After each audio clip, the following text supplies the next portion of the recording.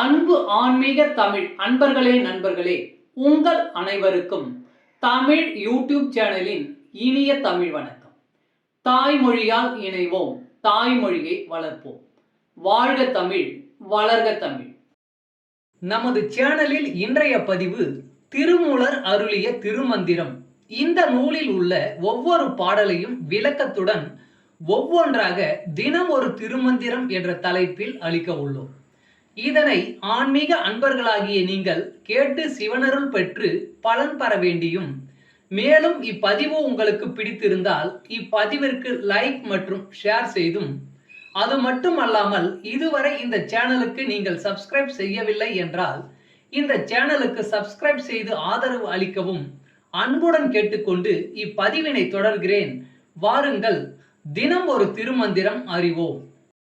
திருமந்திரம் என்னும் நூல் திருமூலரால் தமிழில் அருளப்பட்ட சிவ ஆகமம் ஆகும்.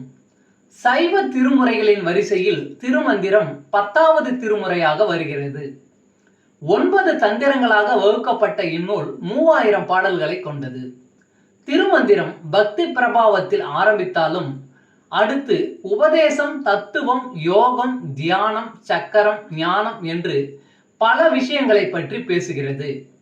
திருமூலர் யோக பயிற்சி தரும் விதம் சுவாரஸ்யமான நடை. அவை வெறும் சூத்திரங்களாக இல்லாமல் படிப்பவர்களுக்கு உற்சாகம் தரும் விதமாக அதன் பலன்களையும் சேர்த்தே சொல்கிறார். தினம் ஒரு திருமந்திரம் பதிவில் இன்றைய திருமந்திரம் 93 சூரிய கலை மற்றும் சந்திர கலை. இருக்கில் இருக்கும் எண்ணிலி கோடி அறுக்கின்ற மூலத்துள் அங்கே இருக்கும் அறுக்கனும் சோமனும் ஆரழல் வீச உருக்கிய ரோமம் ஒளிவிடும் தானே. இருக்கில் இருக்கும் எண்ணிலி கோடி அறுக்கின்ற மூலத்துள் அங்கே இருக்கும் அறுக்கனும் சோமனும் ஆரழல் வீச உருக்கிய ரோமம் ஒளிவிடும் தானே. பாடலின் விளக்கம். வேதத்தில் எண்ணில்லாத மந்திரங்கள் உள்ளன. சூரிய கலை மற்றும் சந்திர கலை ஆகியவற்றை சரியான முறையில் கட்டுப்படுத்தி பயிற்சி செய்யும் பொழுது மூலாதாரத்தில் உள்ள குண்டலினி எழுந்து குண்டலினி என்னும் அரிய நெருப்பு மூண்டு வளரும். அப்பொழுது வேதத்தில் உள்ள அந்த எண்ணில்லாத மந்திரங்கள் வெளிப்படும். அந்நிலையில் உச்சியில் பொன்னொளி போன்ற கிரணங்கள் ஒளி வீசுவதை உணரலாம்.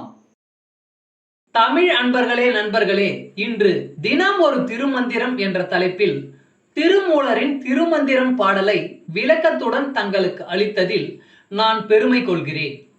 மேலும் இப்பதிவு உங்களுக்கு பிடித்திருக்கும் என்று நான் மிகவும் நம்புகிறேன்.